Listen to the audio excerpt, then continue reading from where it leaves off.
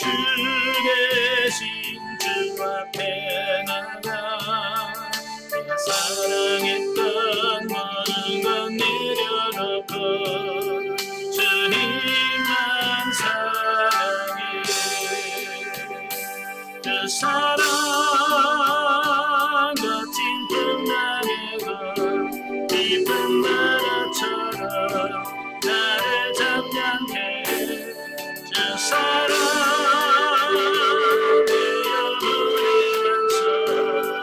그 사랑 위에 서리.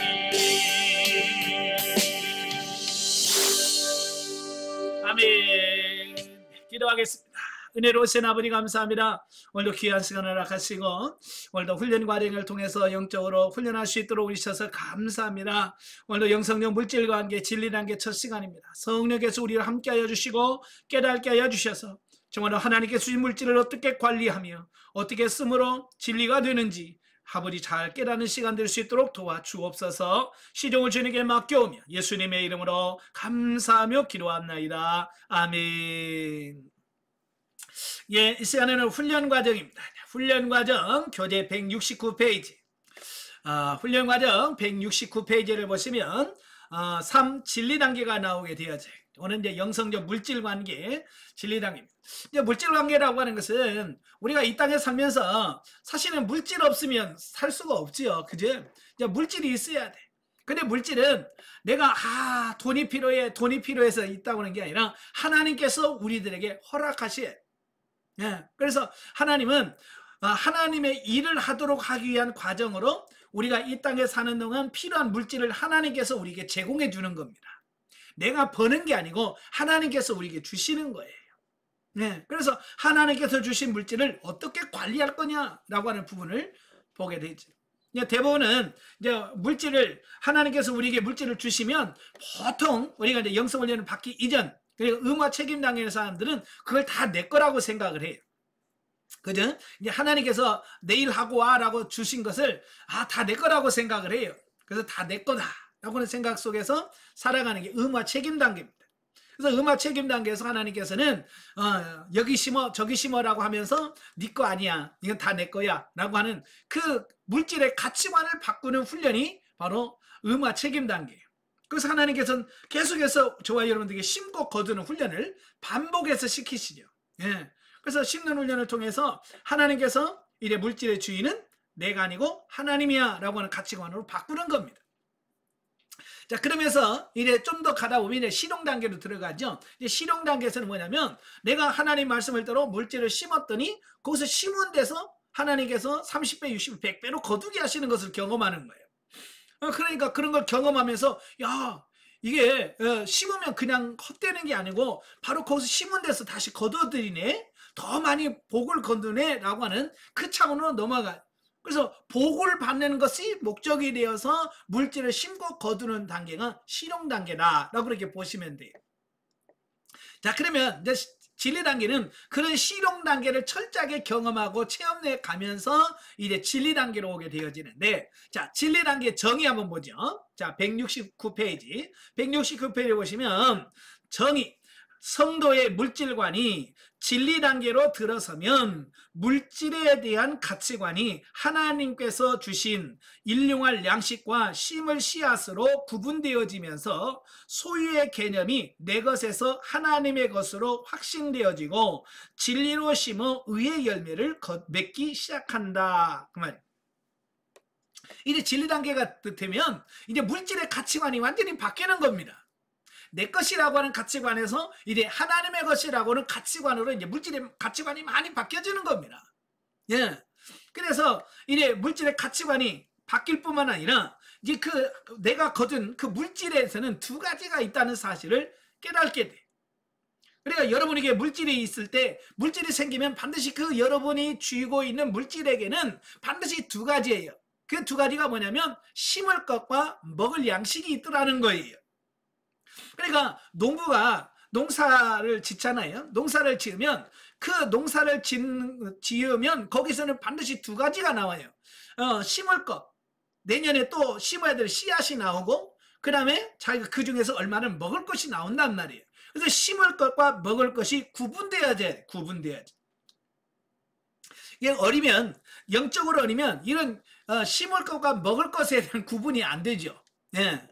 그래서 심을 거 먹을 거 그냥 다 먹어 치우죠. 예. 그러니까 이게 계속 유지가 안 되어지는 거예요. 먹어 치우니까. 근데 이제 진리 단계 들어가게 되면 이게 이제 구분이 되어지고 소유의 개념이 내 것에서 하나님의 것으로 확신되어진다. 그러니까 그 전에는 머리로서만 이해가 돼. 아, 하나님의 것이야. 네. 하나님의 것이야. 근데 막상 또 물질을 쓰려면 덜덜덜덜. 왜? 머리로는 이게 하나님의 것이라고 아는데 실제로는 뭐야? 아직도 내 건데.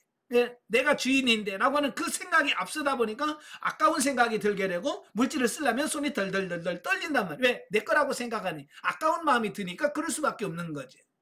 근데 이제 진리 단계 들어오게 되면 이게 이제 확신이 선단 말이에요. 아, 이게 전부 다 하나님의 것이다 라고 믿어져. 그래서 진리로 심어, 진리로 심는다는 것은 이제 하나님의 말씀대로 하나님 어떻게 할까요? 라고 해서 그 진리의 말씀대로 이 물질을 쓰다 보니까 예, 하나님께서 이제 열매를 맺게 하는 이제 그 단계가 바로 진리 단계다라고 하는 말이에요.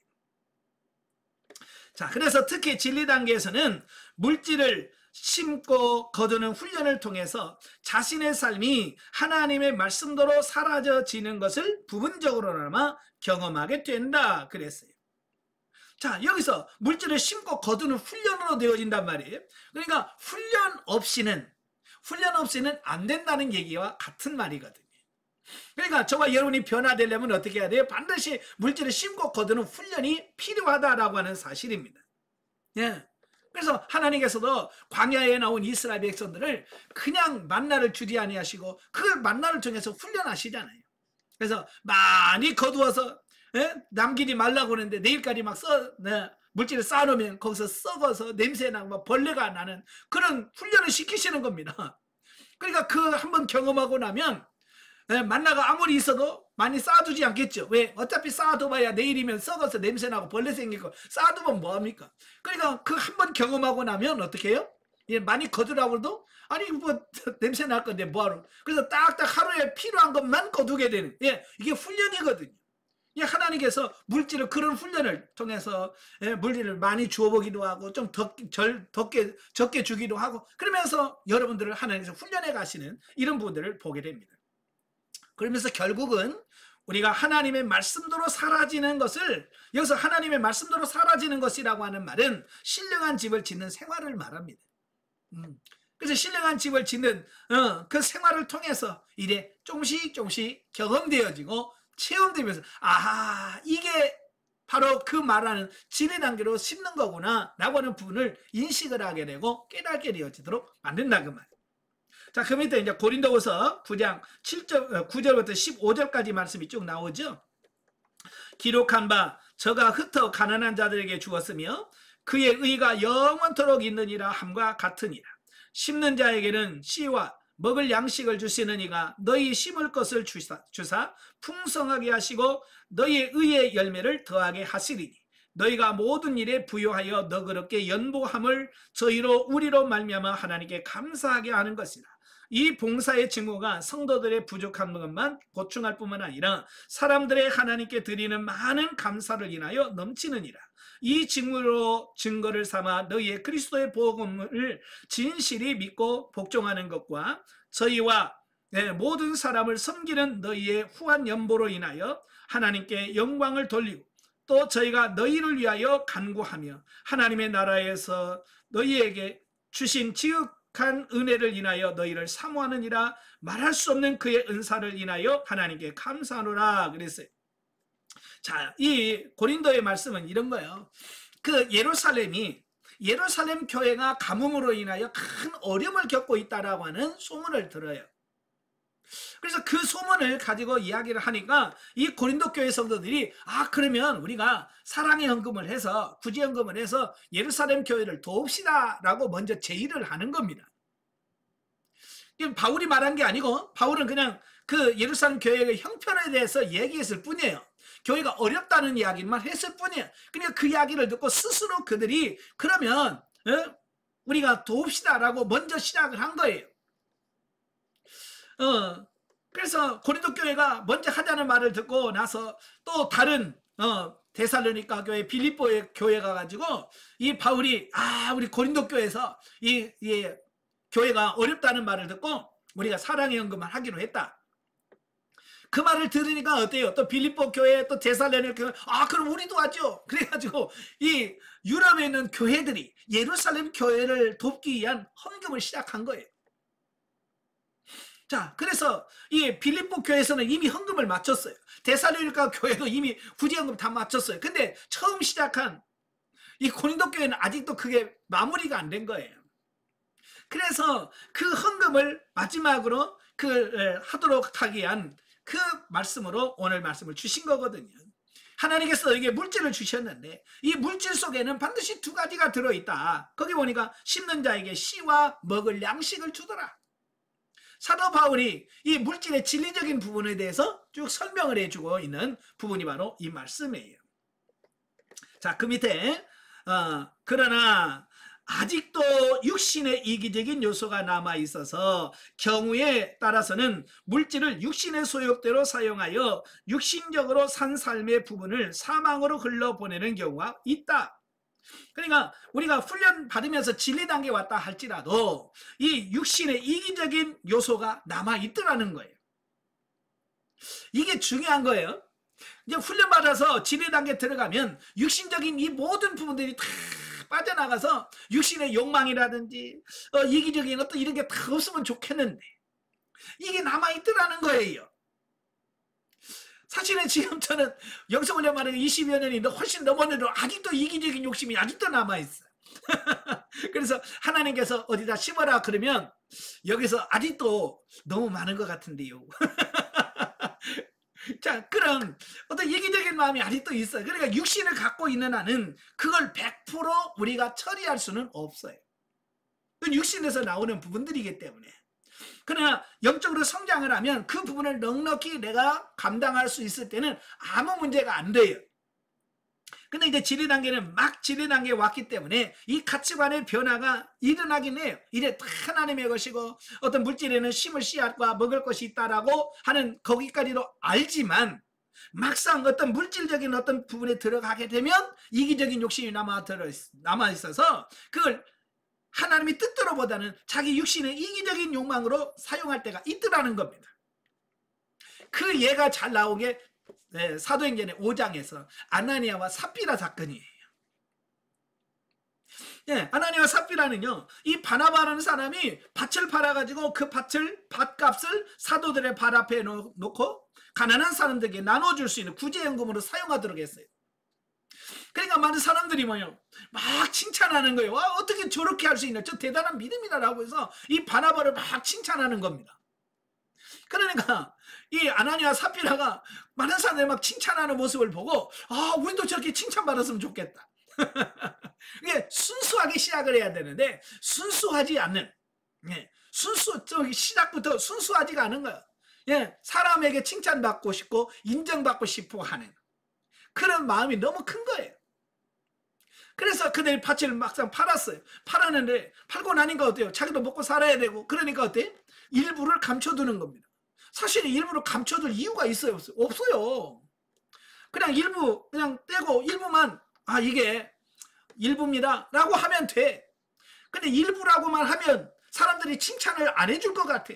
이게 전부입니다 그래야 와 칭찬해 줄 것 같고, 이 일부입니다 그러면 칭찬 안 해줄 것 같으니까 칭찬을 받고 싶은 욕심, 이기적인 욕망이지, 바로 그 부분이 거짓말을 하게 하는 거예요. 그래서 이게 전부입니다 라고 해서 근데 베드로는 이미 성령께서 가르쳐 주거든. 그건 다 아니다. 그러니까 베드로가 묻잖아. 이게 진짜 전부냐. 그러니까 이게 다 맞습니다. 너는 왜 성령을 속이고 왜 교회를 속이느냐. 그래서 그의 생명이 죽어요. 그의 아내도 똑같고. 자, 이런 거예요. 이기적인 욕망이 남아있으면 그 부분 때문에 얼마나 착한 일입니까? 자기 재산 팔아가지고 가난해서 돕겠다는 선한 마음에서 출발했지만 이 이기적인 욕망이 처리가 되지 않으니까 도리어 그것 때문에 자기 생명이 죽잖아요. 그죠?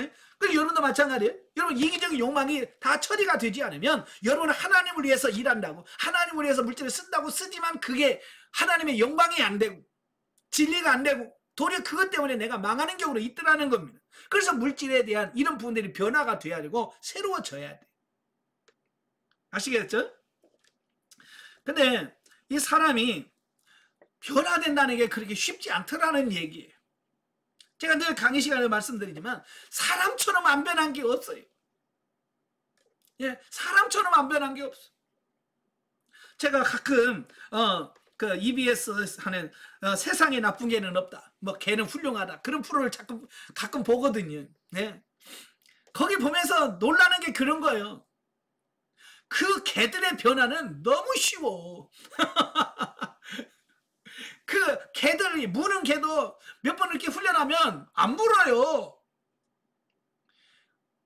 참 그걸 보면서 너무 충격받는 게 뭐냐면 개들은 금방 바뀌는데 이 인간들은 3년은 영성훈련 받아도 안 바뀌어요. 심지어 6년을 해도 안 바뀌어요. 이 징한 인간들이요. 이거 참 진짜 안 바뀝니다. 저를 보면 20년이 넘었는데도 불구하고 아직도 안 변하는 내 모습을 봐. 그러니까 야 진짜 인간처럼 독한 게 없어. 그러니까 뭐 만물의 영장이니 뭐니 그렇게 뭐 할 거 없어요. 그래서 여러분들도 마찬가지. 네.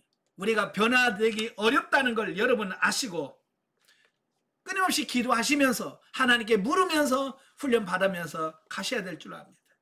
아시겠죠? 예, 자 넘겨서 170페이지 보시면 1. 심고 거두는 삶의 법칙. 자 시편 126편 5절 6절에 보면 눈물을 흘리며 씨를 뿌리는 자는 기쁨으로 거두리로다. 울며 씨를 뿌리러 나가는 자는 정녕 기쁨으로 그 단을 가지고 돌아오리라 그랬어요. 여러분 누가 거둘 수 있습니까? 누가 거둘 수 있냐? 뿌리는 자만 거둘 수 있는 거예요. 심지 않은 사람은 거둘 수가 없는 겁니다. 심은 자만 거둬요. 근데 그 심을 때 울며 씨를 뿌리러 나간다 그랬어요. 울며 씨를 뿌리러 나간다는 말은 씨를 뿌리러 나가는 거 쉽다는 거예요? 어렵다는 거예요? 예, 어렵다는 거야. 힘든다는 거야. 얼마나 힘들면 눈물을 흘리면서 나갈까요?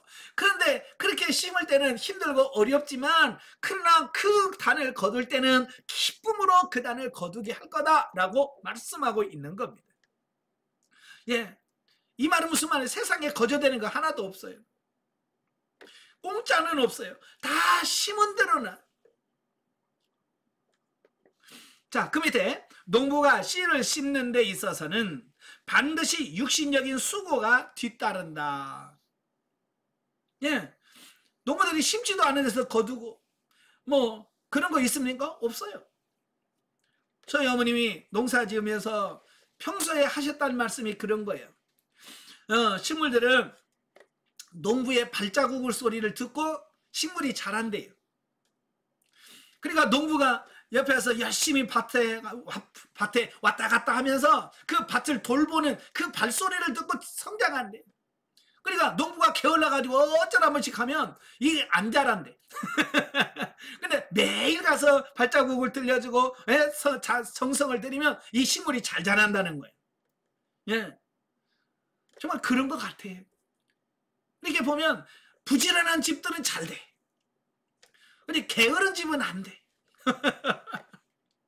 그만큼 가꾸고 열심히 하는 이 수고가 있어야 이런 농사도 잘 된다는 것을 보게 돼. 자, 그것은 어쩌면 힘들고 어려운 일일 수도 있다. 그러나 농부는 육신적인 수고와 어려움을 넉넉하게 감수하고 씨를 심는다. 왜? 그 씨앗의 의미를 알기 때문이다. 그죠? 농부들은 쉬워서 그냥 뭐 할 일 없어서 씨 심는 게 아니잖아요. 힘들어요. 울면서 씨를 뿌린 만큼 그들은 힘듭니다. 그래도 그들이 울면서라도 씨를 뿌리는 이유가 뭐예요? 뿌려놔야 거기서 열매를 거둔다는 걸 알기 때문에 그런 거예요.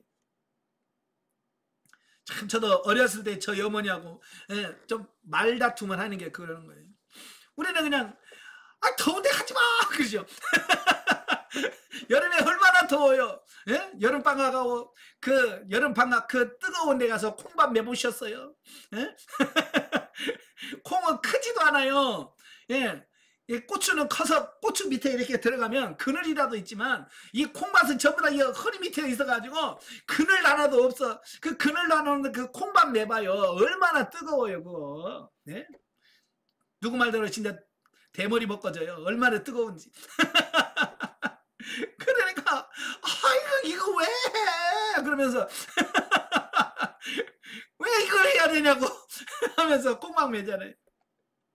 왜냐면 어리니까 그걸 몰라. 근데 어른들은 어떻게 그렇게 해서 갖고 와야 이게 열매가 맺고 열매가 맺어야 또 가을에 또 그걸 거두어서 그것을 팔든지 아니면 매주를 쓰든지 콩밭을 매야 그 열매가 맺혀서 또 먹고 살고 그럴 거 아니에요. 그러니까 그걸 아니까 그 뜨거운데 뭐 우리만 뜨겁겠습니까? 어머니도 똑같이 뜨겁겠지요. 그럼에도 불구하고 어머니는 뭘 알아? 그걸 거두어서 열매가 맺혀져야 먹고 살 수 있다는 걸 아니까 뜨거워도 참고 인내하면서 그 일을 하는 거예요. 그러니까 모르니까 우리는 입에서 궁시렁궁시렁하고 그거 몇 푼이나 된다고 그거 하면서 얼마나 번다고 그러면서 투덜투덜 거리는 거예요. 왜? 가치를 모르니까. 지금 훈련 받으면서 지금 그럴 거예요. 심고 거둬야 되는 그거 거둔다고 그냥 열심히 일해서 시장 다녀서 그러면 나도 다 먹고 사는데 뭐 꼭 그래서 심고 거둬야 되나? 모르면 투덜투덜 거릴 수 있어요. 경험해보지 않으면 그럴 수 있습니다. 그러나 이걸 경험하고 체험한 사람들은 그래야만 우리가 진리가 되고 생명이 된다는 걸 아니까 열심히 여러분에게 지금 제가 말씀하고 있는 거예요. 그래서 따라서 심지 않는 농부에게는 거둠의 기쁨도 없다라고 하는 거예요. 반드시 심어야만 거두는 겁니다. 저도 교회 옆에 조그마한 텃밭이 있어요. 뭐 텃밭이라고 하기도 그렇고 화단이라고 하면 조금 있어요. 거기다가 봄에 씨를 뿌려놓고 자라서 거기서 거둬지는 그걸 보면서 내가 심은 대로 나와. 상추 심으면 상추가 나고 고추를 심어놓으면 고추가 나고 가지를 심어놓으면 가지가 열리고 그래서 심은 대로 거기서 거둬서 따먹는 그 재미가 얼마나 큰지 몰라요. 안 심으면 안 나와요. 여러분도 이 물질이라고 하는 것은 반드시 여러분이 심는 부분이 필요하다라고 하는 부분을 말씀합니다. 자, 하나님께서는 성도에게 허락하시는 물질에게는 반드시 두 가지 성격의 물질이 있다. 여러분에게 수입이 들어오는 물질에게는 반드시 두 가지가 있대. 두 가지 성격의 물질. 첫째는 뭐냐? 먹을 양식이야. 하나님께서 너 먹어라, 너 써라 라고 하는 우리의 먹을 양식이 하나 있고 또는 하나는 심은 씨앗이라고 하는 거야. 그러니까 하나님께서 여러분에게 물질을 주시면 그 주신 물질에는 반드시 두 가지가 있어. 먹을 양식과 심은 씨앗이 있는 겁니다. 그래서 영적으로 어리면 이게 구분이 안 돼요. 뭐가 심을 건지 뭐가 먹을 건지에 대한 이런 구분이 안 되는 겁니다. 그러나 어른들, 성장한 사람들은 딱 거두면 제일 먼저 하는 게 뭐냐면 심을 씨앗을 구분해 놓는 겁니다. 씨앗을 따로 구분해 놓고 그 씨앗은 손도 안 대는 겁니다. 아무리 배고파도 그거 먹지 않아요. 제가 전에 이야기했잖아요. 저희 시골에는 여름이 되면 하지 감자라고 해서 감자를 많이 캐요. 그래서 여름 내 감자만 먹어. 새참 때 감자 먹고 또 밤날 밥할 때 밥에다 까서 넣어가지고 밥하고 감자하고 섞어서 먹기도 하고. 저는 시골이니까 저녁에 소주 끓이면 소주 끓이고 나면 그 밑에 소태 그 불 있잖아요. 거기다가 감자 몇 개만 묻어 놓으면 한참 놀다 오면 싹 익어요. 그러면 그거 까먹고 그 맛이 진짜거든요. 그래서 맨날 구워 먹고 삶아 먹고 뭐 하여간 여름 내 감자만 먹어. 그 질리지도 않아요. 감자가 언제 제일 맛있냐면요, 이제 가을 찬바람 살살 날 때 그때 진짜 맛있어요. 근데 그때 되면 감자가 거의 다 떨어져. 감자가 거의 이제 다 먹고 이제 고구마가 나오기 직전에는요 감자가 거의 없어요. 저도 이제 근데 감자가 먹고 싶어서 어머니한테 감자 좀 쪄달라 그러니까 우리 어머니가 하는 말이 감자 없다, 다 먹었다 그래. 그래서 나는 다 먹은 줄 알았죠. 근데 막 친구들하고 막 숨바꼭질하고 뭐 하다가 보니까 그 선반 위에 올라가서 이렇게 보니까 아니 한 자루가 있는 거야. 한 자루가. 감자가. 그러니까 제가 속으로 뭐라 그래? 삶아주기 심은 그냥 삶아주기 싫다고 그래. 여기 한 자루가 있구만. 없다고 그래? 그러면서 제가 그거 갖다 매일같이 소주 끓이고 그거 10개씩 구워 먹었잖아요. 그러니까 한 보름 넘어가니까 그게 다 없어졌어. 어느 날 저희 어머니 거기 갔다 오시더니 부지깽이 아시죠? 부지깽이 들고 오면서 어떤 놈이 다 먹었냐고. 그러니까 저는 그게 뭔지 모르잖아. 내가 먹어서 왜? 그랬더니 이놈 새끼가 씨앗을 다 먹으면 내년에 뭐 먹으려고. 저는 부지깽이로 맞았습니다. 왜냐면 어리니까 그 씨앗이 뭔지를 모르는 거예요. 그냥 나는 그게 다 먹을 걸로 보이지, 그죠? 뭐 감자로만 보이는 거예요. 감자 그냥 구워 먹으면 되는 건데 뭐 거기까지만 생각을 해요. 어른들은 그 씨앗은 감자가 아닌 거예요. 그냥 그게 있어야 내년에 씨를 심어서 내년에도 또 먹을 수 있는 거야. 그러니까 어른들은요, 이 감자는, 씨감자는 감자가 아닌 거예요.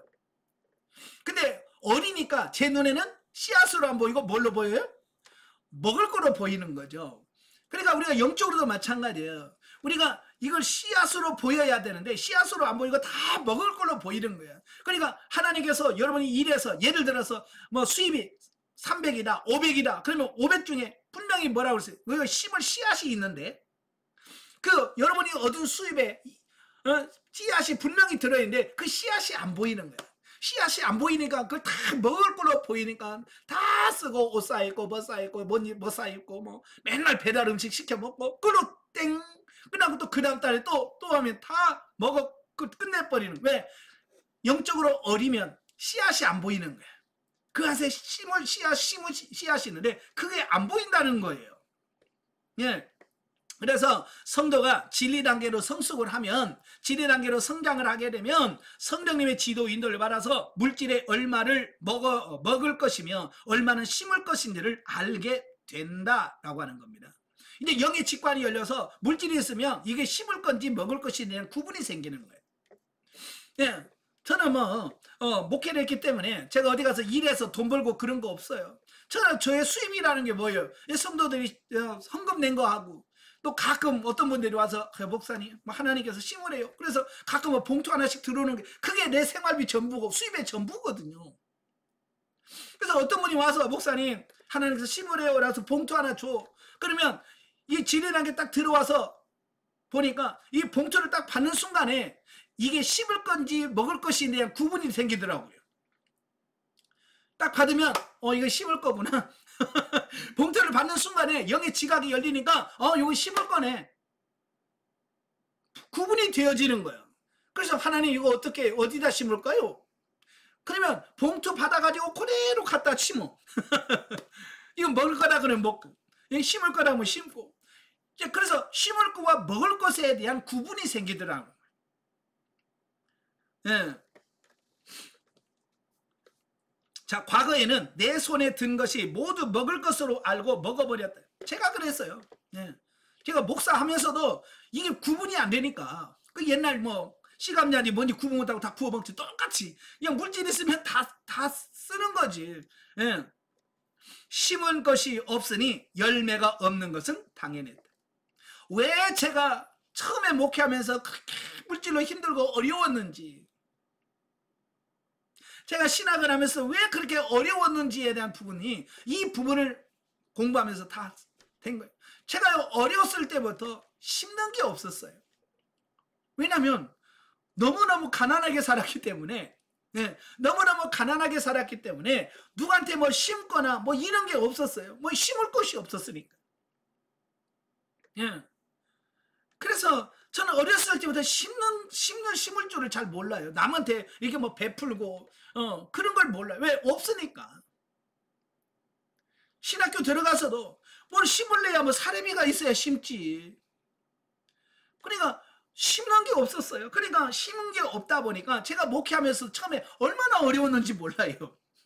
왜? 심었어야 거두는데 심은 것 없이 맨날 그냥 생기면 그냥 홀라당 먹어치우고, 있으면 왜 없으니까 그냥 홀라당 먹어치우고 그러다 보니까 계속 그 가난한 생활이 반복해서 계속 이어질 수밖에 없더라는 거예요.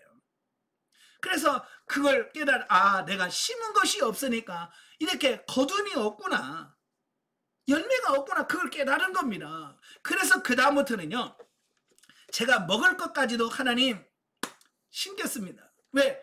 심어야 거둔다는 걸 아니까. 예. 분명히 내가 심을 거지만 하나님 이거 어디다 심을까요? 심지어는 제가 먹을 것까지도 아껴가지면서 심기 시작한 거예요.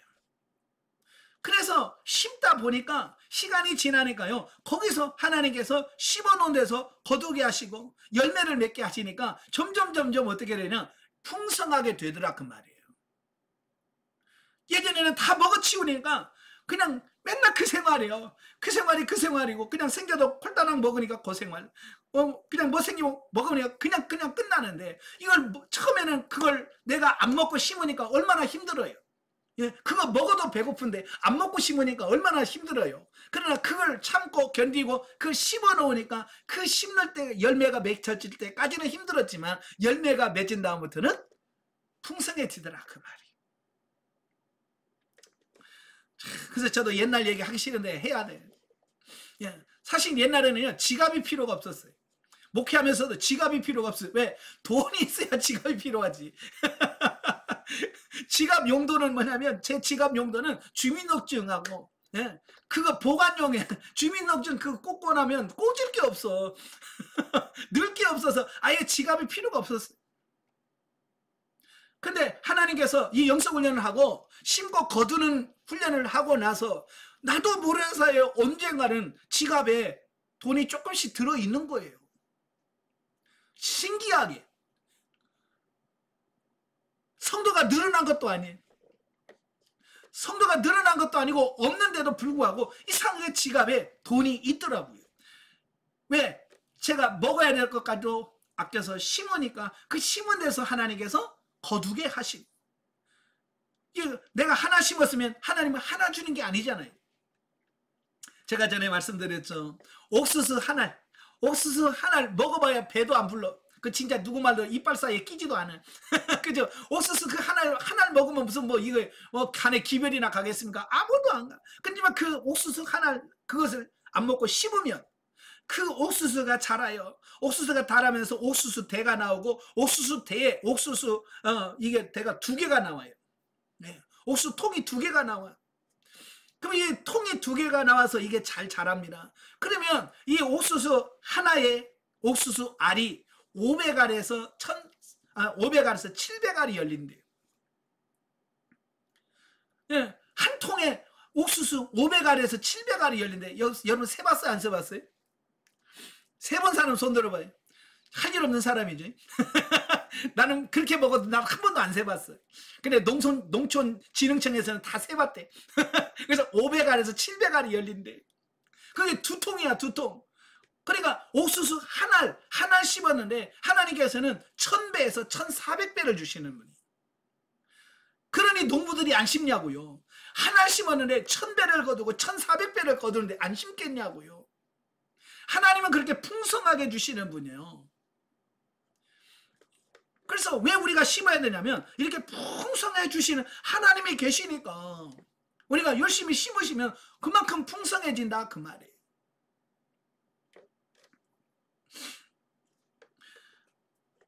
자, 그러나 영적으로 성장하니까 그러나 이제는 무엇을 먹을 것인지 무엇을 심을 것인지를 알게 되었고 심을 수 있도록 성장했다라고 하는 말입니다.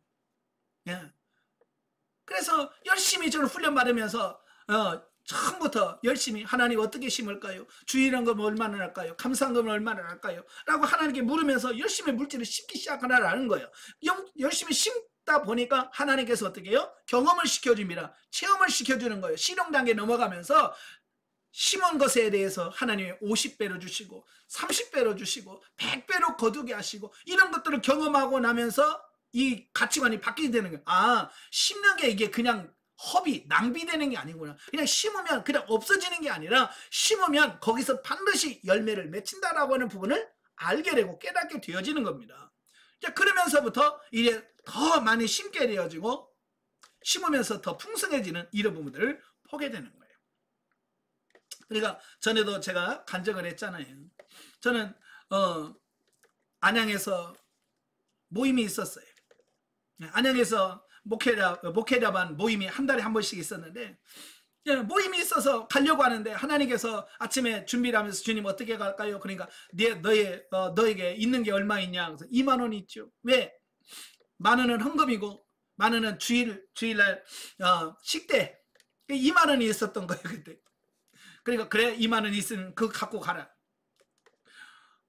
네 알겠습니다. 그래서 2만 원 챙겨가지고 지갑에다 넣어가지고 그 기도 모임에 갔어요. 그래서 그 기도 모임하고 다 마치고 점심 먹고 이제 4시에 끝나는데 4시 끝나기 직전에 그 기도회를 인도하신 목사님이 이제는 이 시간에는 그 성령께서 이끄신 대로 옆에 있는 회원들을 위해서 성령께서 이끄신 대로 그분을 위해서 기도하겠습니다. 20분 동안 기도합니다. 그래요. 그래서 주여하고 기도하는데 옆에 있는 목사님을 딱 떠오르게 하시면서 그 목사에게 2만 원 심어라 그러시는 거예요. 그때부터 제 마음에 갈등이 생기는 거예요. 왜? 2만 원은 만 원은 헌금이고 만 원은 주일날 식대잖아요. 그러니까 내가 내 집에 2만 원이 또 있고 내가 2만 원이 들었다면 그 뭐 갈등할 필요가 없잖아요. 그죠?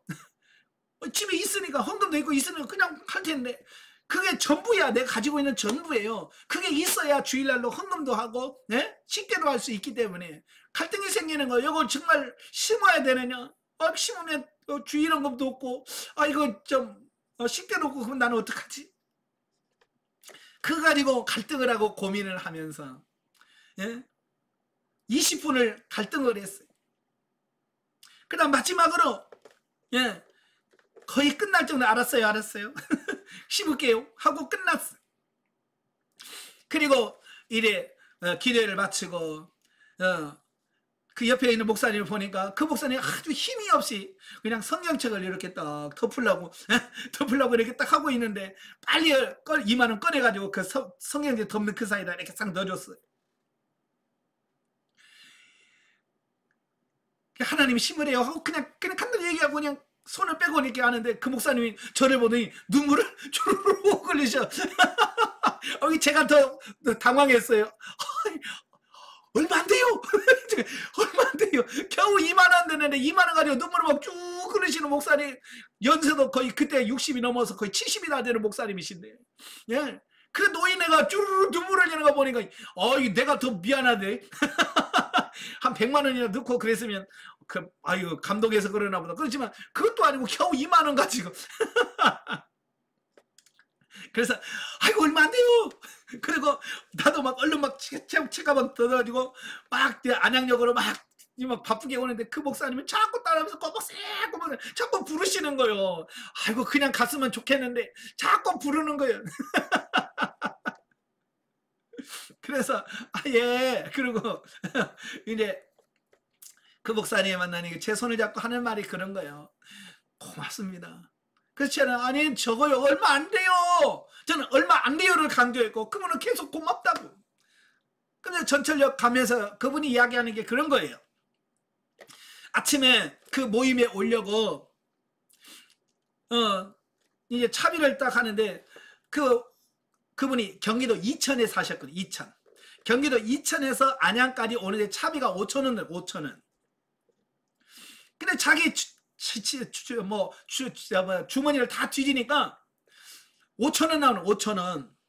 그러니까 오는 차비는 되는데 집에 가는 차비가 없는 거예요. 그 목사님이.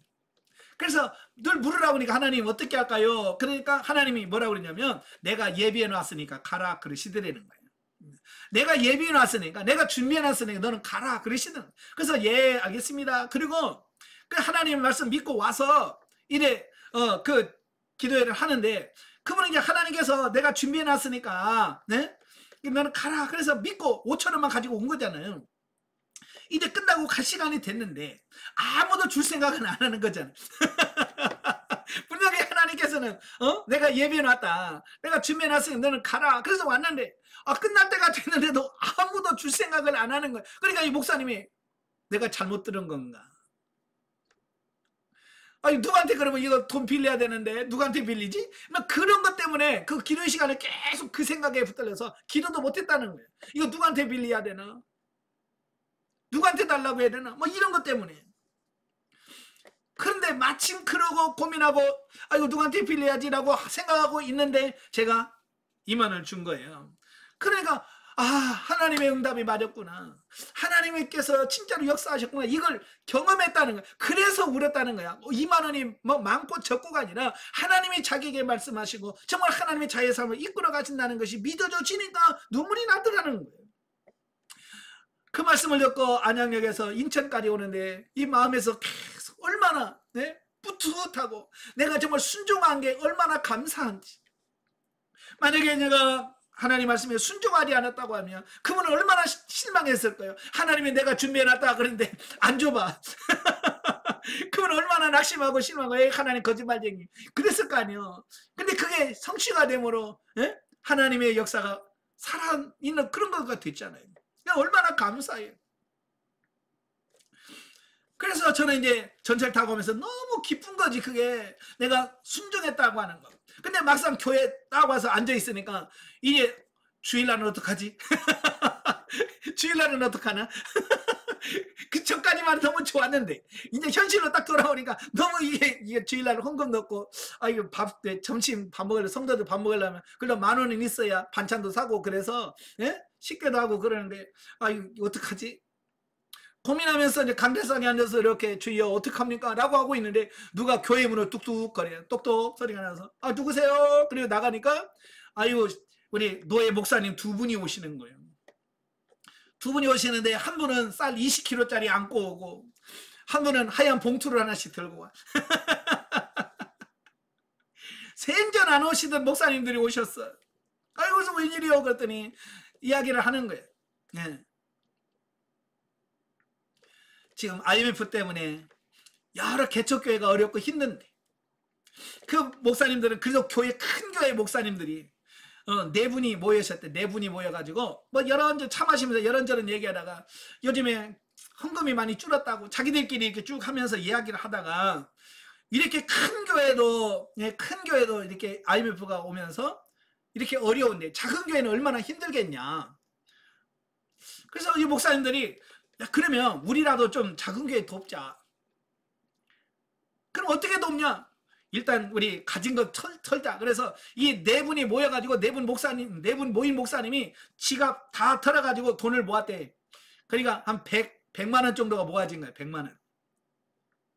100만 원 정도가 모아지니까 그 4교회를 선택해가지고 그 시찰에서 4교회를 선정해가지고 그 현찰로 20만 원, 그 다음에 20kg 쌀 한 포대.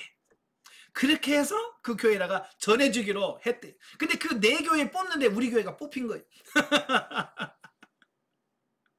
그래가지고 그 뽑혀가지고 처음으로 저희 교회 오신 거예요. 이게 뭐야 얼마나 딱 맞습니까? 진짜 기가 막히잖아요. 그죠?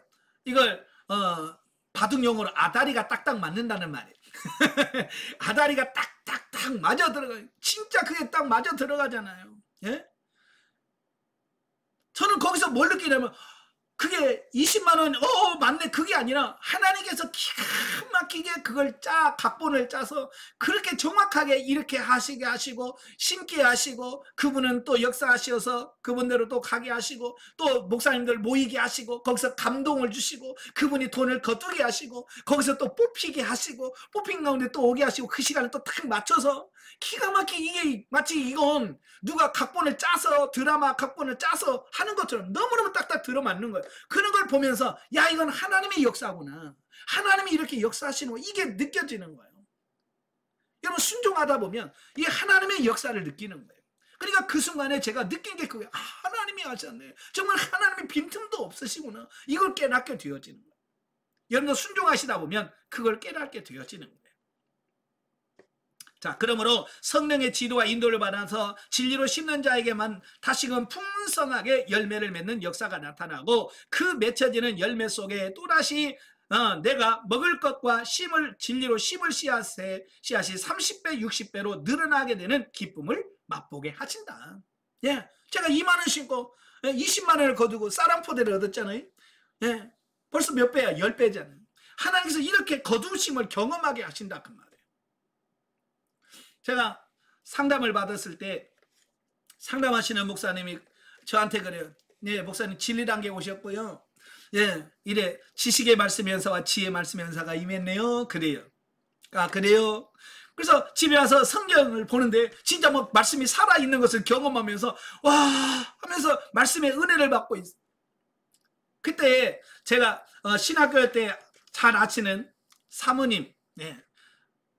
사모님이 전화가 왔어요. 목사님, 그래서 예, 그랬더니 어쩐 일이죠? 그랬더니 목사님 혹시 부흥회 할 마음이 있어요? 그러더라고요. 부흥회 하실 계획 있으세요? 저는 그동안 부흥회를 가고 싶어도 누가 오라는 데가 없었잖아요. 예? 어디 가서 부흥회 하고 싶은데 오라는 데가 없으니까 못 갔잖아요. 근데 제가 지리난 게 딱 들어가고 말씀이 눈이 열리니까 그때 하나님께서 그 사모님을 통해서 저에게 예, 부흥회 하고 싶은 생각 없냐고 물어보시는 거예요. 그 제가 그랬지. 뭐 내가 불러주는 데가 있어가지고 내가 그랬어요. 친하니까. 네? 그래요. 그러면 제가 한 군데 소개시켜 줄게요. 사실은 다른 분 소개하려고 그랬었는데 그분이 시간이 안 돼서 누구를 소개할까 그러다가 제가 생각이 났대. 그러니까 대타로 가는 거예요. 예. 그래서 제가 대타로 가서 이제 그분의 그 조그마한 이제 기도원이에요. 예, 기도원에 가서 여름에 월요일부터 목요일까지 하루에 2번 부흥회를 좀 인도해 달라고. 예, 그래 알겠습니다. 그래서 그 기도원에 가서 제가 4일을 말씀을 전했어요. 참 이제 집회 나가니까 저도 얼마나 기대가 있겠어요. 그죠? 큰 기대를 가지고 갔는데요. 5명, 그 기도원 안에 5명이 있다고요. 5명. 5명 중에 원장님 한 분, 반주하시는 자매님 한 분, 그 다음에 강사인 나, 그 다음에 기도하러 오신 분 2분. 그래서 그 기도원 전체에 앉아있는 게 5명이야. 나까지. 강사인 나까지 합쳐서 5명이야. 아유, 참 갔는데 5명이 앉아있어요. 예. 그래서 뭐 5명이면 어때요? 그래서 뭐 그냥 5명 놓고 월요일날 첫날 막 하나님 말씀 전하고 뜨겁게 기도했죠. 뭐 기도게 기도해요. 그래서 그 다음날 화요일날 갔더니 5명에서 10명으로 모였더라고요. 10명으로 늘어났어요. 화요일날 되니까. 예. 그래서 또 열심히 했더니 수요일날 15명이 왔어요. 또 열심히 했더니 목요일날은 20명이 모였어요. 그래서 어쨌든 4일 동안 하는데 4배의 부흥이 일어났어요. 그래서 20명이 넘어서 이제 기도하라고 하고 했어요. 그 원장님이 그래 수고하셨습니다. 그래 4일 했더니 뭐 사람들이 모여 있어야 뭐가 나오지. 그러니까 20만 원인가 주더라고요. 강사비 20만 원 드립니다. 그리고 예, 고맙습니다. 그리고 받아왔어요. 예, 근데 와서 집에 와 있으니까 그 다음 주에 그 원장님이 전화가 왔어요. 목사님, 성도들이 많이 은혜 받아서 이제 자기 기도원에 전임 강사로 매주 화요일날 오셔서 매주 화요일날 오셔서 오후 2시부터 5시까지 3시간 동안 좀 집회 좀 인도해 주면 좋겠습니다. 아, 그래요? 근데요, 사례비는 없어요. 사례비는 없어요. 그러시는 거예요. 아니, 개척교회 목사한테 사례비를 줘야 오고 가고 참여하고 쓰는데, 아니, 예, 매주 와서 말씀을 전하는데, 근데요, 사례비는 없어요. 그러시는 거예요. 그래서, 이게 뭐지? 그 순간 성령께서 저에게 하시는 말씀이 뭐냐면, 가라. 그래서, 왜요? 그랬더니, 이제 내가 너를 훈련해서 너를 쓸 거야. 세울 거야. 라고 하시는 거예요. 너를 훈련하는 장소로 내가 그걸 선택했으니까, 너는 가서 열심히 훈련하라는 거예요. 네. 아, 그래요. 알겠습니다. 그래서 이제 거기 가서 매주 화요일날 2시부터 5시까지 집회를 하는데요. 처음에 가서 집회를 인도하는데 가려고 아침에 하는데 하나님께서 뭐라고 말씀하냐면 너 같은 것을 훈련의 장소로 세웠으니까 감사하지 않냐? 너무 감사하네. 나 같은 것을 불러가지고 강사라고, 네? 전임 강사 세워 얼마나 감사해요. 그것도 사례비도 없다는데. 그럼 어떡하죠? 하나님 너무 감사한데요. 그러면 제가 매주 가면서 제가 10,000원씩 감사한금을 하겠습니다. 이게 사례비를 받는 게 아니라 내가 도리어 거기다가 10,000원씩 감사한금을 하겠습니다. 하나님의 약속을 하고, 예, 그래서 10,000원을 준비해가지고 가서 제가 10,000원씩 감사한금 하면서 집회를 인도했어요.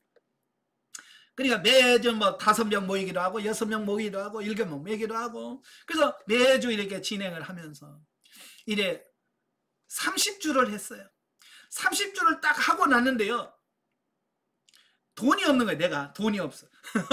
감사한금을 지금까지 열심히 했는데 이 돈이 딱 갑자기 뚝 끊어져. 돈이 없어. 그러니까 감사한금을 해야 되는데 감사한금이 없는 거예요.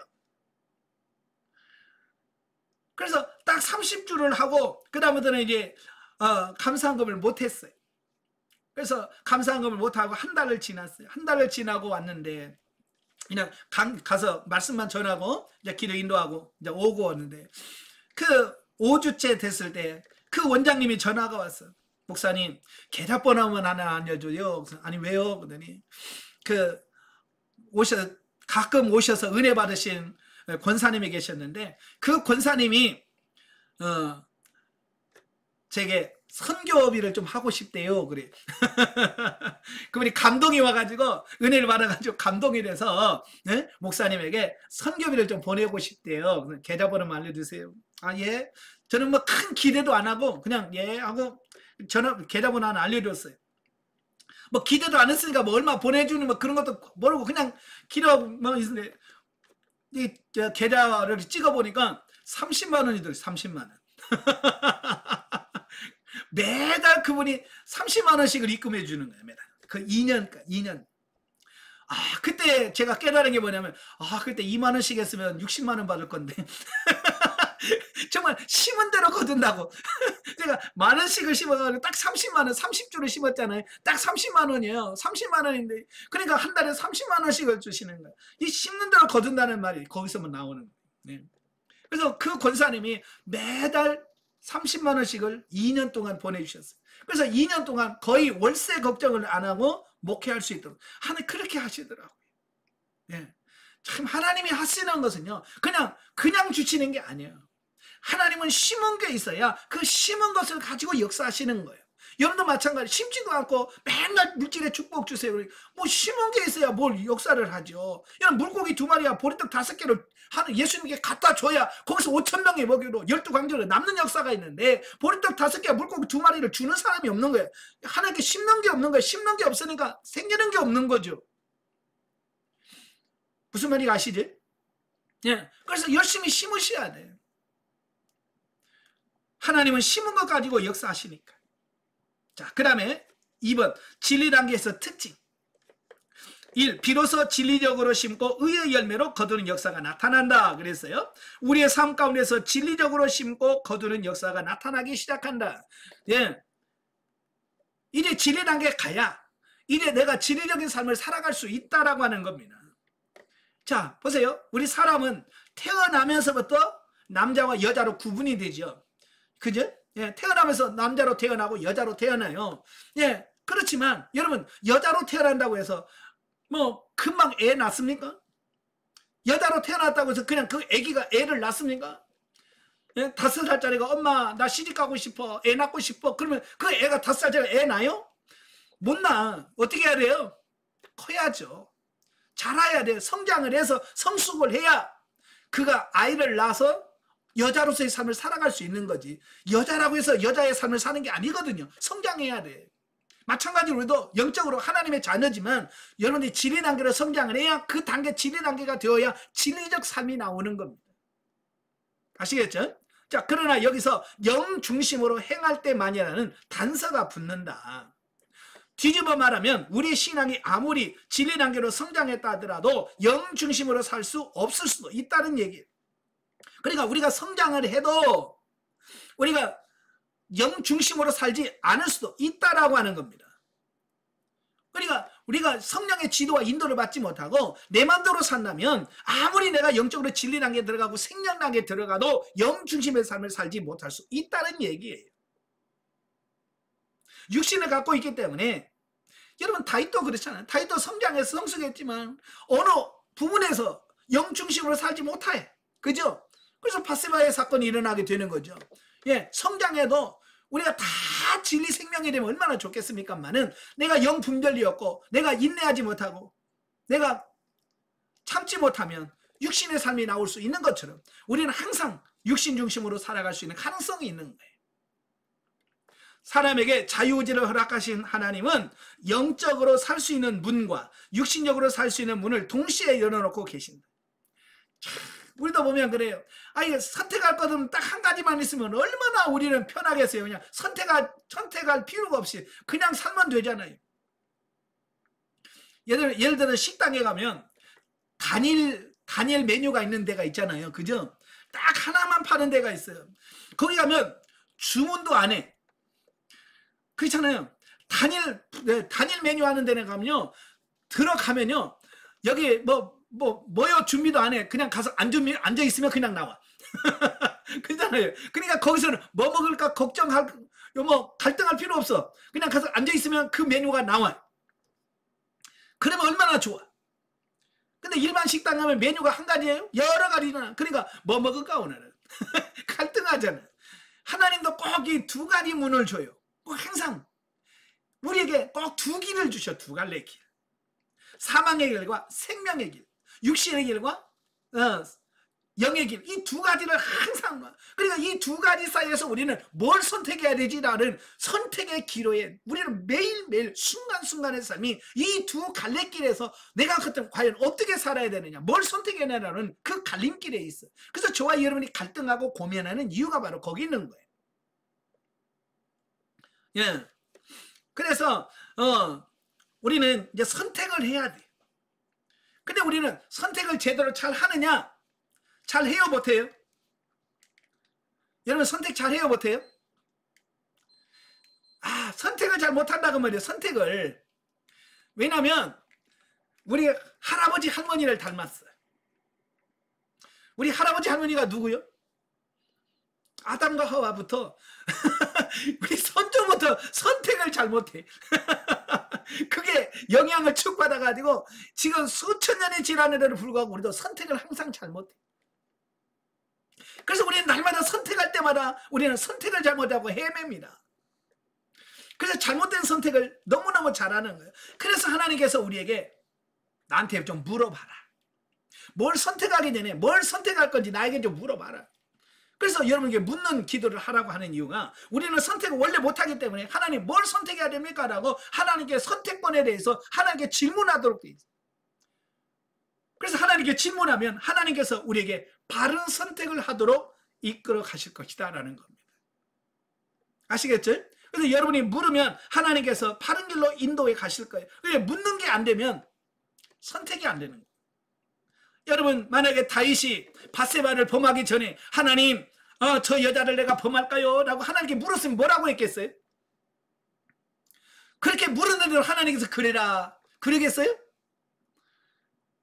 다윗은 다른 건 다 물었어요. 어디로 갈까요? 누구하고 싸울까요? 말까요? 예? 그럼 누구 지파가 누가 먼저 올라갈까요? 다 성령의 지도 인도를 받아서 그냥 성령을 따라서 행했어요. 근데 바세바 범할 때는 안 물었거든요. 여러분도 마찬가지예요. 우리가 육신으로 행할 때 죄를 지을 때는 안 물어요. 그러면 꼭 거기서 문제가 생기는 거예요.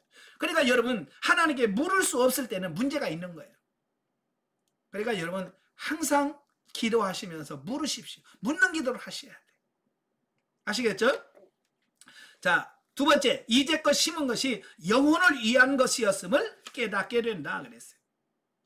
자, 물질 관계에 있어서 지금까지 의무와 책임 단계 그리고 실용 단계를 거치면서 물질을 하나님께 드리고 이웃에게 베푼 우리의 행위에 대하여 하나님께서 물질적인 축복을 내리신 그 축복의 의미가 단순히 물질 그 자체에서 끝나는 것이 아니라 궁극적으로 우리의 영혼의 유익을 위하여 곧 진리적으로 하나님을 사랑하고 이웃을 사랑하는 법을 깨우쳐 주기 위한 하나님의 신실하신 손길이었다는 사실을 발견하게 된다.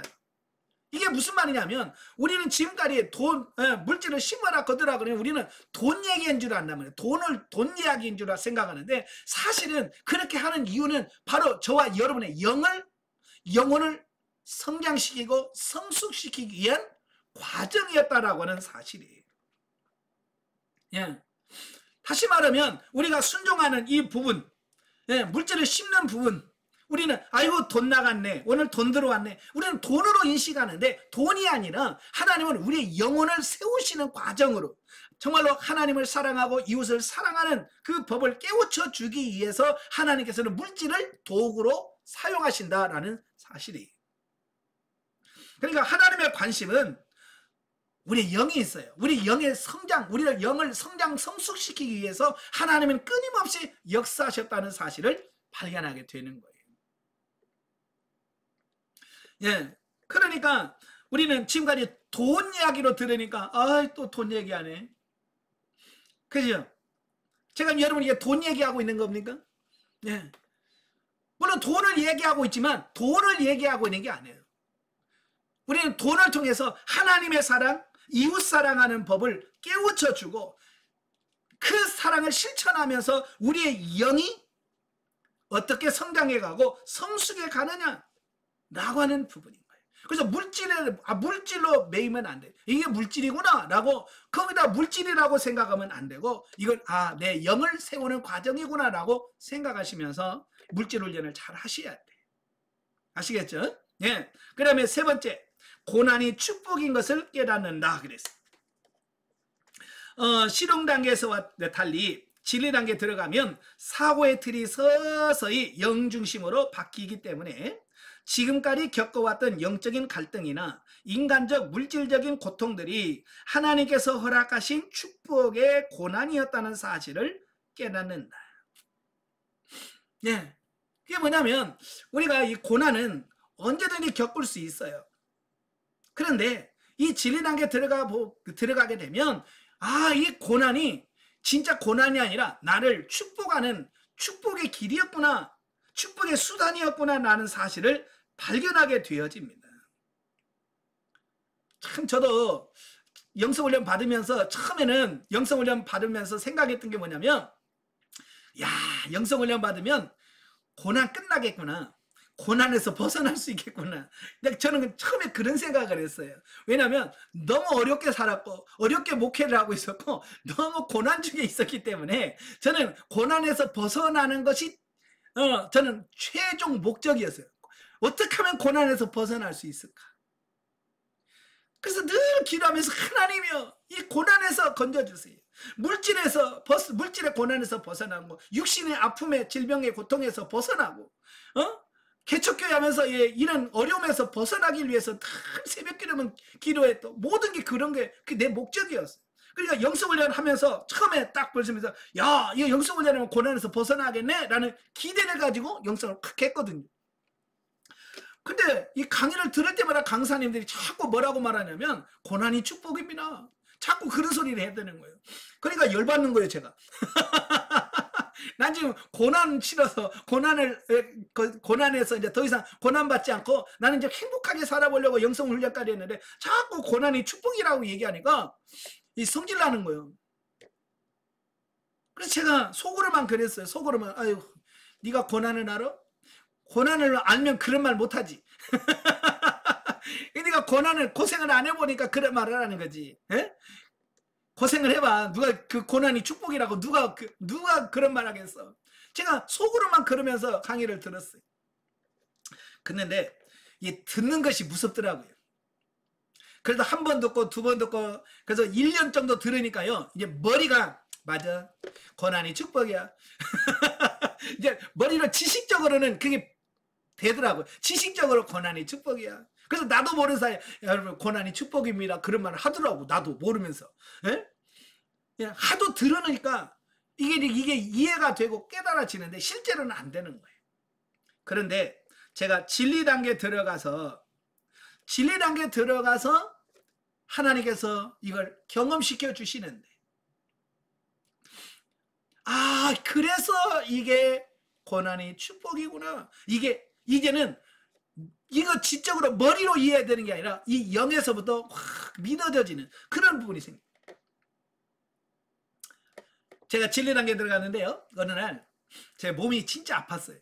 하나님은 이제 제가 이제 육신이 어려서 늘 아프다 보니까 제가 이제 몸의 육신의 질병에 대하여 이제 그런 부분이 있어요. 네, 질병에 매이는 부분들이 있어요. 아파본 사람만 알 거예요. 아파본 사람 맨날 아우 아프면 어떡하지? 그 아픔에 대해서 늘 예, 그런 게 있어요. 그러니까 저는 이제 늘 계속 아프다 보니까 이 아픔의 육신의 질병에 대한 어떤 두려움이라든지 그런 걸 갖고 있는 거예요.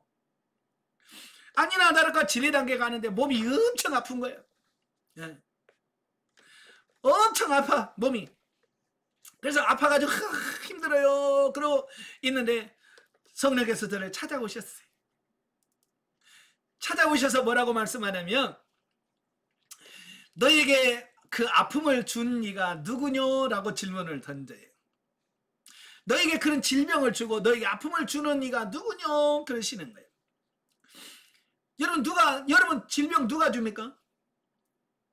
질병 누가 줘요? 하나님이 주신다 손 들어봐요. 그럼 사단이 준다 손 들어봐요. 네, 지금 여러분 손 안 들고 보니까 영성훈련 안 받으면 전부 다 사탄이 준다고 생각할 거예요. 네. 저도 사탄이요 그랬어요. 사탄이 이네 더러운 놈이 더러운 사탄이 내게 육신의 질병을 주고 내게 아픔을 줍니다. 제가 그렇게 대답하니까 그래. 그러면 너 출애굽기 4장 11절을 읽어라 그러시는 거예요. 그래서 빨리 제 앞에 성경책이 있길래 막 펴가지고 출애굽기 4장 11절을 딱 읽는데 뭐라고 말씀하냐면 누가 눈먼 자를 지었으며 누가 말 못하는 자를 지었으며 누가 걷지 못하는 자를 지었으며 누가 말 못하는 자를 지었느냐 나 여호와가 아니냐 그러시는 거예요. 아이고, 야, 나는 그동안 성경 읽으면서 나 그 말씀이 있는 줄 나도 몰랐어요. 나는 지금까지 육신의 질병은 마귀가 준 줄 알았어. 사탄이 준 줄 알았어. 그래서 맨날 아플 때마다 이 더러운 사탄아 나서는 예수의 명 안에 물러갈지어다. 맨날 그 사탄하고만 싸웠어. 네. 그런데 그 출애굽기 4장 11절에 보니까 나 여호와가 아니냐 딱 그러시는 거예요. 나는 지금까지 마귀가 준다고 생각해서 늘 불평하고 원망하면서 이 더러운 귀신 하나가라고 맨날 그 마귀하고 싸우기만 했지. 나는 그 육신의 질병의 아픔에 대해서 감사할 줄을 몰랐거든요. 왜? 마귀가 준다고 생각하니까 감사가 나와요? 안 나오지. 마귀가 싸워야 되니까 이 더러운 귀신 하고서 막 마귀하고 싸우기만 하지 감사가 안 나왔거든요. 그런데 나 여호와가 아니냐라는 그 말씀 한마디에 하나님이 주신다고요? 하나님이 내게 아픔을 주신다고요? 그 한마디가 딱 뜨면서 그러면 감사해야죠. 이게 딱 나오는 거예요. 하나님이 아픔을 주셨다면 하나님이 질병을 주셨다면 감사해야죠. 기뻐해야죠. 그게 제 입에서 그냥 나와버리는 거예요. 나는 지금까지 마귀가 준다고 생각하니까 감사가 안 나왔어요. 불평이 나왔습니다. 예, 짜증이 나왔고요. 그런데 하나님이 주셨다고 딱 믿어지니까 감사가 진짜 이 안에서 쑥 올라오는 겁니다. 그래서 아버지 감사합니다. 그래서 그 다음부터 육신의 질병이 오면 아프면 제일 먼저 제가 하는 게 뭐냐 하나님 감사합니다. 왜? 이 병을 하나님이 나에게 주셨기 때문에 나는 하나님께 감사합니다. 그러면서 이 모든 질병이 하나님께서 주셨다는 사실이 믿어지니까 그 다음부터는 고난이 축복인 걸 믿어지니까 감사됐던 거예요. 지금도 마찬가지예요. 지금도 몸이 아프면 저는 그냥 강대상에 가요. 강대상 가서 누워. 강대에 누워가지고 아버지 감사해요. 아파서 아픈 게 너무 감사합니다. 그리고 그 아픈 것을 감사해요. 예. 그리고 제가 갈 때가 되면 그냥 오늘 밤에 편안히 데려가세요. 내가 쓸 일이 있다면 내가 여기서 잠자는 동안 나에게 치료를 시켜주시고 하나님이 일할 수 있게 해주세요 하고 그냥 그렇게 기도하고 자. 그러면 그 다음날 또 깨끗이 나아요. 그러니까 원망도 아니고 불평도 아니고 감사가 돼. 왜?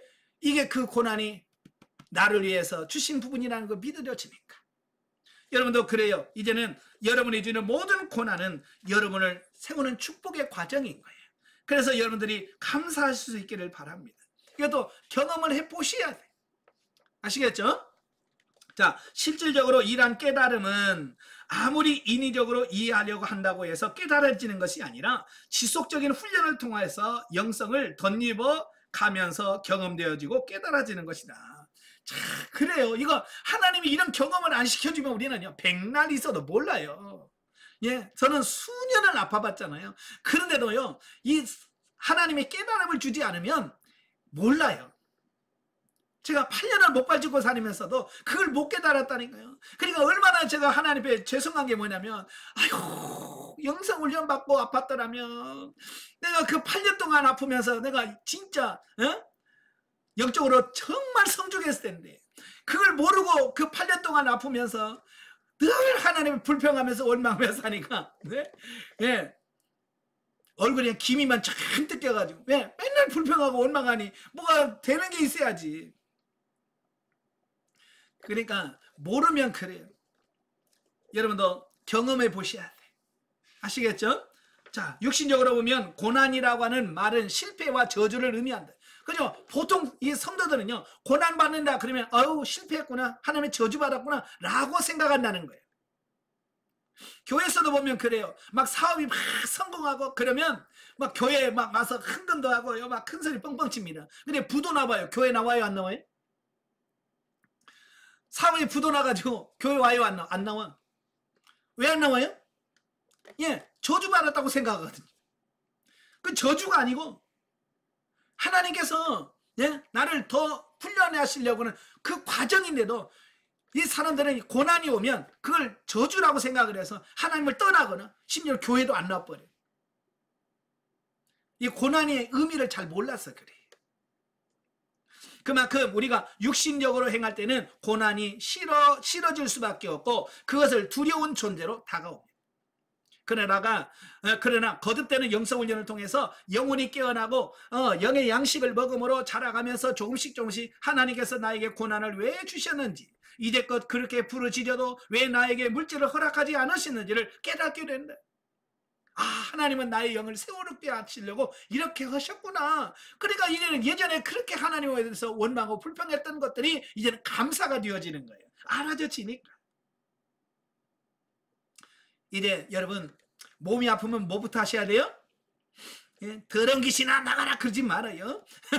아버지 감사해요. 이 아픔을 주셔서 감사합니다. 이 아픔을 통해서 내가 영적으로 성장하게 해주세요. 내가 영적으로 더 깊어지길 원합니다 라고 기도하세요.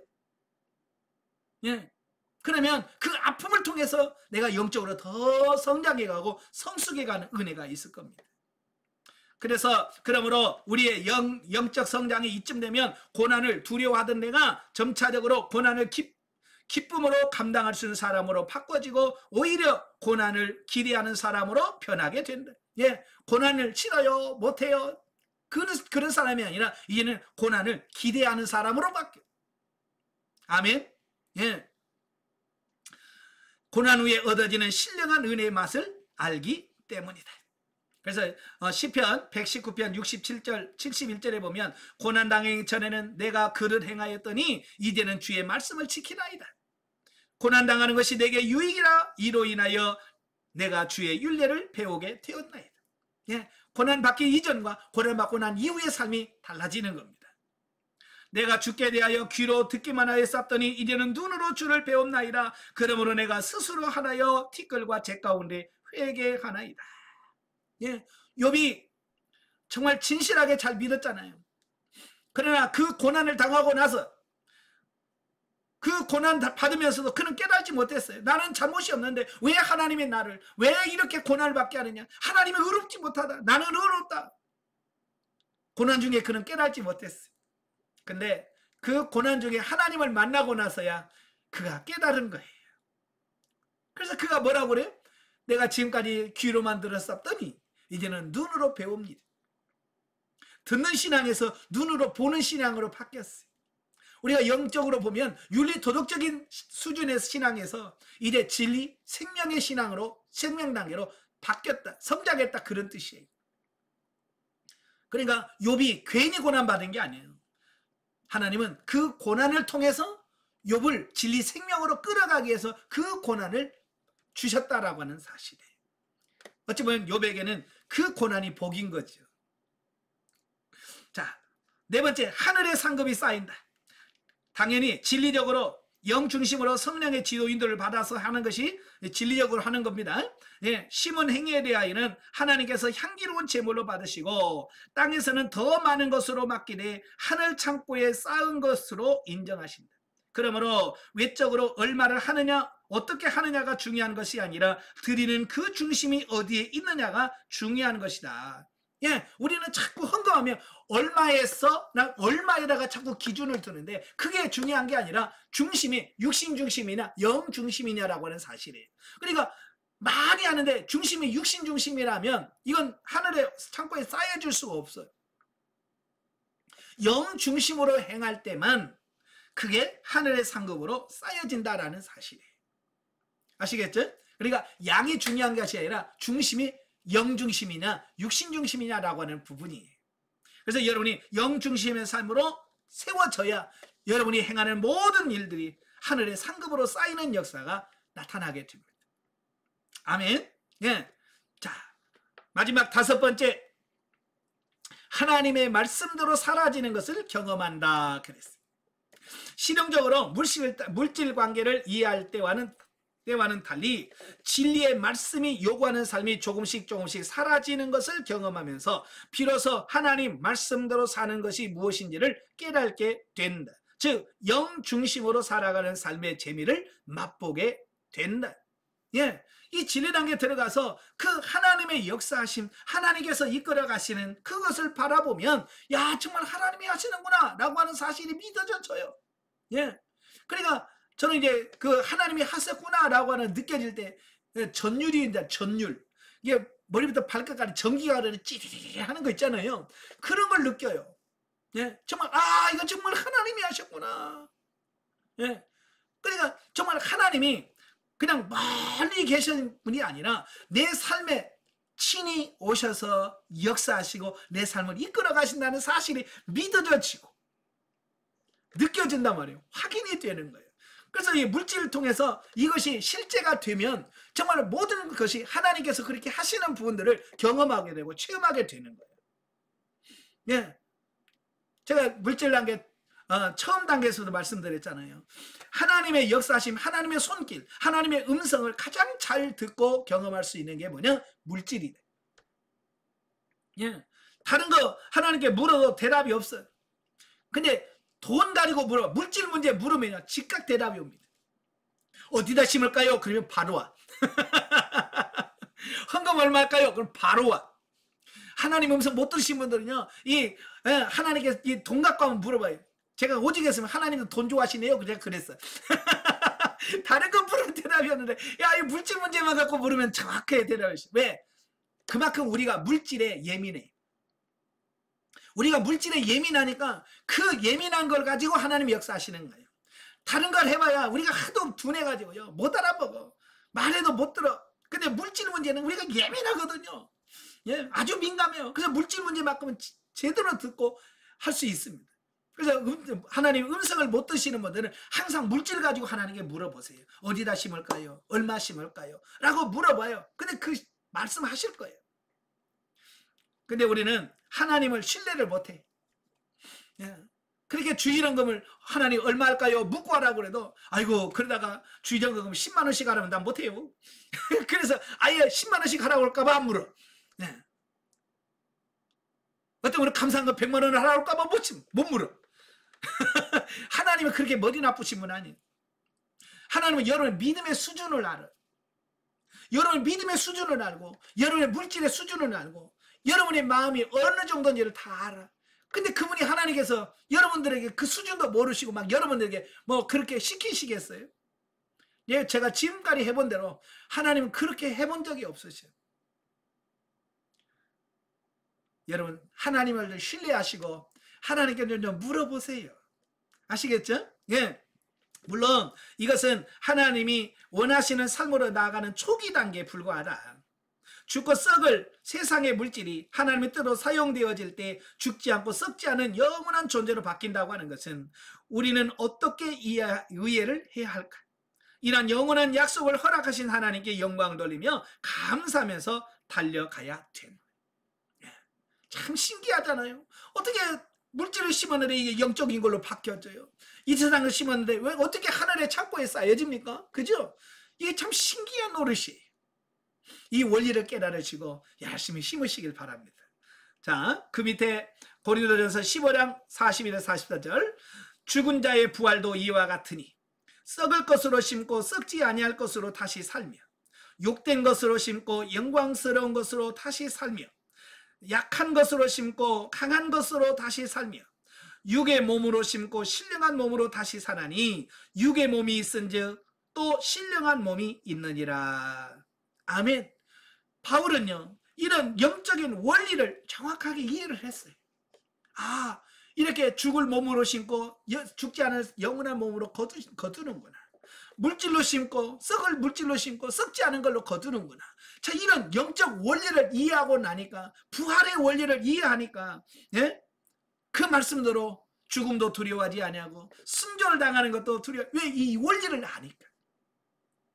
여러분 농부가 밭에다 씨를 뿌리면서 두려워합니까? 걱정해요? 아니요. 농부들은 아는 거예요. 이 씨앗을 심으면 거기서 죽고 없어지는 것 같은데 거기서 싹이 나서 많은 열매를 맺는다고 하니까 기쁨으로 콧노래를 부르면서 씨앗을 뿌리는 겁니다. 과거에 순교자들이 찬양을 하면서 죽은 이유가 뭐예요? 예, 그 육신의 몸이 죽어야 영원한 생명 부활체를 얻을 수 있다는 걸 아니까 그들은 순교하면서도 이 원리를 아니까 찬양하면서 순교 자리에 들어간 거예요. 오늘 이 순교의 원리, 썩을 것으로 심고 썩지 아니할 것 거두고 죽을 몸으로 심고 죽지 아니할 몸으로 다시 사는 이 원리를 이해했기 때문에 그렇습니다. 이 원리를 보다 깨닫고 사시는 여러분 되시길 바랍니다. 네, 기도하겠습니다. 은혜로우신 아버지, 은혜와 사랑을 진심으로 감사합니다. 주님께서 우리를 사랑하셔서 귀한 말씀을 주셔서 감사합니다. 하나님 물질이 정말 진리 단계에 들어가서 모든 물질이 하나님의 것임을 깨닫게 하시고 하나님이 주신 물질 속에는 먹을 양식과 심을 씨앗이 있다는 사실을 발견케 하여 주셔서 정말로 하나님이 원하시는 물질을 심어 이 땅에서뿐만 아니라 하나님의 나라에도 쌓여지는 귀한 역사가 있도록 도와주시옵소서. 저들이 묻고 행할 때마다 성령에서 친히 인도하여 주시옵소서. 예수님의 이름으로 감사하며 기도합나이다. 아멘. 하나님께 드립니다.